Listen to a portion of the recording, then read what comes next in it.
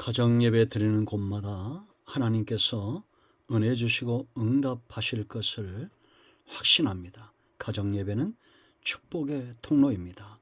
신앙 고백 드립니다. 나는 전능하신 아버지 하나님, 천지의 창조주를 믿습니다. 나는 그의 유일하신 아들, 우리 주 예수 그리스도를 믿습니다.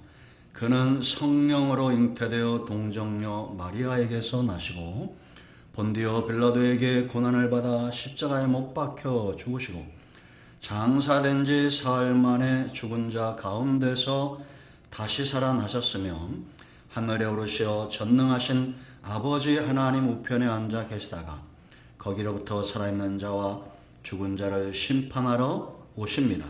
나는 성령을 믿으며 거룩한 공교회와 성도의 교제와 죄를 용서받는 것과 몸의 부활과 영생을 믿습니다. 아멘. 말씀은 마태복음 10장 1절로 4절 말씀입니다. 기도합니다. 영광과 감사와 찬송을 우리 하나님께 온전히 올려드립니다. 가정마다 예배하며 은혜를 사모할 수 있는 귀한 시간을 주시니 감사합니다. 예배하는 곳마다 응답하시며 은혜를 주시고 무엇보다 말씀을 통한 깨달음이 깊어지는 시간 되게 하옵소서. 주의 이름을 의지하여 모였습니다. 주의 보혈을 의지합니다. 사모하는 모든 것들을 응답하시고 위로는 하나님의 영광을 위하여 땅에서는 복음과 복의 통로로 쓰임받는 주의 복된 가정들 다 되어지게 하여 주시옵소서. 종을 낮추시고 겸손하게 하시고 오직 말씀의 통로만 되기를 원합니다. 예수님의 이름으로 사모하며 기도합니다. 아멘. 예수께서 그의 12 제자를 부르사 더러운 귀신을 쫓아내며 모든 병과 모든 약한 것을 고치는 권능을 주시니라. 12 사도의 이름은 이러하니 베드로라 하는 시몬을 비롯하여 그의 형제 안드레와 세베대의 아들 야고보와 그의 형제 요한, 빌립과 바돌로메, 도마와 세리마테, 알페오 아들 야고보와 다데오, 가나나인 시몬 및 가룟 유다 곧 예수를 판 자라. 아멘. 할렐루야. 저런 모두에게 또 여러분의 가정에 은혜가 함께하기를 축원드립니다. 자, 여러분 5장부터 7장까지 예수님의 가르침이었습니다. 우리가 흔히 산상수훈 그렇게 이야기하죠. 하나님의 나라가 말에 있지 않고 능력에 있음을 8장과 9장에서 보여주셨습니다. 이는 단지 병든 자를 치유하고 귀신을 내어 쫓고 하는 것이 목적이 아니라 예수님이 그 모든 무거운 병과 질고를 진 자들을 얼마나 불쌍히 여기고 긍휼히 여기시는가. 하나님의 나라가 말에 있지 않고 능력이 있다는 것은 곧 이 능력은 사랑입니다. 사랑하지 않는데 어떻게 병든 자에게 가까이 나아가고 긍휼함이 없는데 어떻게 그들의 아픔을 알겠습니까?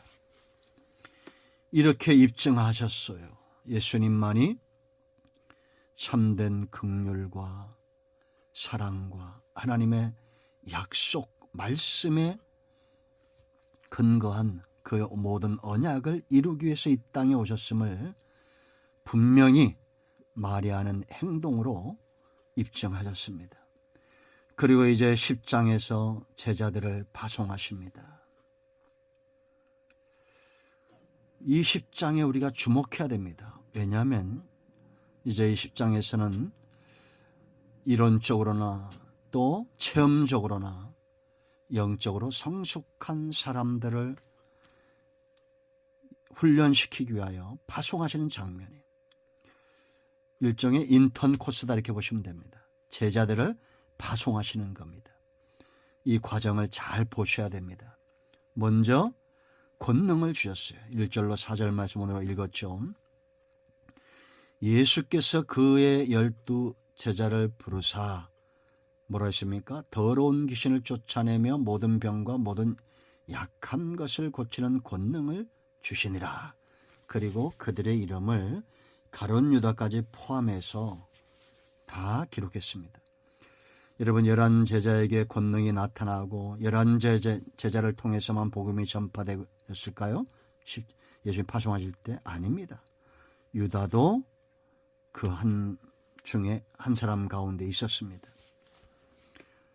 그럼에도 유다는 참으로 안타까운 인생이죠. 우리가 왜 이런 길을 갑니까? 이제 오늘 이 말씀에 주목하면서 하나님이 기뻐하는 삶 가운데 서야 되겠습니다. 우리의 생애가 길지 않습니다. 주님 오실 날이 멀지 않습니다. 초대교회가 그 모든 역경과 고난 가운데 그것을 이기고 버텼던 이유는 마라나타의 신앙입니다. 그들은 힘들 때마다 서로 격려했습니다. 마라나타, 주님이 곧 오십니다. 여러분들을 격려하고 지지합니다. 마라나타, 주님 곧 오십니다. 이제 우리가 먼저 권능에 주목해야 돼요. 주님이 그냥 보내지 않았습니다. 권능을 주셨다. 그 왜 권능을 주셨을까요? 자, 첫 번째는 부르심입니다. 예수께서 그의 12 제자를 부르사 그랬어요. 부르심. 일꾼에게는 보장된 권리가 있다. 이렇게 생각하셔야 됩니다. 믿어야 돼요. 주님은 우리의 사역을 알아요. 우리가 어떤 일을 감당해야 될지 아시는 분입니다. 감당해야 될 이 일의 무게를 아시는 분이에요. 그러므로 감당할 능력이 필요한 것도 아시는 분이에요. 여러분 생각해 보세요. 농부에게 쟁기가 없다. 어부에게 그물이 없고 전쟁에 나가는 병사에게 병기를 주지 않는 그런 나라 지게 되어 있습니다. 망하는 거예요. 여러분, 그러므로 내게 주신 것과 주님이 내게 어떤 달란트를 주셨는지, 그리고 주인에게 구하여 받는 일을 게을리 하지 말아야 합니다. 여러분 보냄을 받으셨습니까? 사람이면, 성도이면, 짐승이 아니면 해야 될 일이 있습니다. 그 일을 감당하도록 주님 우리에게 권능을 주셔요. 달란트를 가지고 이 땅에 왔습니다. 구하여 은사를 얻으십시오. 자, 두 번째, 그냥 보냄을 받은 것이 아니라 군대, 영적 싸움입니다. 하나님이 모세와 아론을 바로에게 보내면서 이스라엘 군대를 이끌어내라고, 군대로 이끌어내라고, 노예된 자들을 군대로 이끌어내라고 명령하셨습니다. 자, 우리가 여러분 군인에게서, 전쟁에 나가는 군인에게서 중요한 건 뭐냐? 적을 바로 알아야 됩니다. 그렇지 않습니까? 여기 보세요, 여러분. 더러운 귀신을 쫓아내며 그랬습니다. 사단의 역사는 더러운 거예요. 성령의 역사와 하나님의 일과 성도의 삶과 완전히 상반됩니다. 빛과 어둠처럼 나눠져요. 이런 빛과 어둠이 어떻게 하나 되겠습니까? 예수님과 사탄이 어떻게 하나 되겠어요? 그러므로 여러분, 이 사탄의 실제는 더러운 것이다. 무덤 싸에 거합니다. 하는 짓이 더럽습니다. 마약과 세상에 빠지게 하고 알코올에 빠지게 하고 세상과 음란한 것들에 빠지게 합니다. 죄 악에 빠지게 하죠. 더러운 것들입니다. 그러나 성령의 역사는 진리입니다. 진리 안에서 우리를 자유케 하고 사랑과 희락과 화평과 오래 참음과 자비와 양성과 충성과 온유와 절제와 이런 열매들이 저절로 맺힙니다. 더러운 것을 좋아합니다. 어둠을 좋아하고 음습한 것을 좋아하고 뱀입니다. 뱀, 사탄. 그러므로 여러분 우리가 늪지대를 다닐 때는 뱀을 조심해야 됩니다.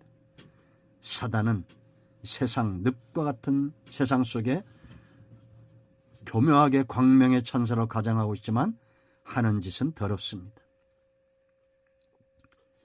자, 왜 이 권능이 필요하냐? 그거 보세요. 모든 병과 모든 약한 것을 고친다. 예수님의 사역을 위임받았다는 겁니다. 우리가 예수님의 사역을 위임받았다는 것이 얼마나 놀라운 일입니까? 모든 약한 것과 눌린 자들에게 은혜의 해를 경험하게 해야 됩니다. 이들은 약한 자가 아니라 병든 자가 아니라 귀신에게 사로잡힌 자가 아니라 하나님의 나라 백성 되어야 될 자들이에요. 그러므로 우리는 치유 사역을 가슴에 두고 있어야 됩니다. 이름은 제가 지금 잃어버렸습니다. 우리나라에 선교사로 왔던 분이 고국으로 돌아가서 이게 실제로 그 유튜브에 올라와 있어요. 노년에 치매가 들었어요. 치매에 걸렸어요. 그런데 계속 한국말을 계속 되뇌입니다. 그 말은 뭐냐? 그 의사가 들어봤더니 그러면 환자는 누가 돌봅니까? 한국말로 치매 걸린 이 의사 선교사가 그러면 환자는 누가 돌봅니까? 여러분, 예수 믿는 사람도 치매도 걸릴 수 있고 질병도 걸릴 수 있어요. 여러분, 우리는 치유사역에 관심이 있어야 됩니다. 치유사역은 딴 것이 아니에요. 병을 고쳐주고 육신을 자유롭게 하는 것, 그것에 끝나지 않습니다. 그 사람이, 치유받는 사람이 하나님 나라 백성임을 알게 해야 돼요. 창기도, 세리도, 어부도, 그 어떤 죄인도 하나님 나라 백성으로 돌아오도록 하신 분이 예수님입니다. 이 복음을 전파해야 돼요.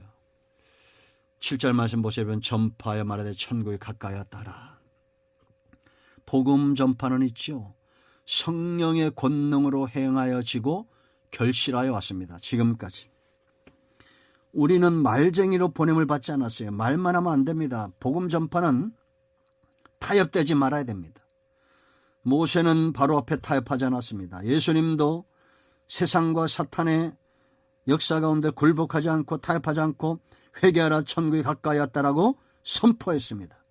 이 영상을 듣는 분들, 여러분 모두에게 복음을 지금 선포합니다. 회개하십시오. 천국이 가까이 왔습니다.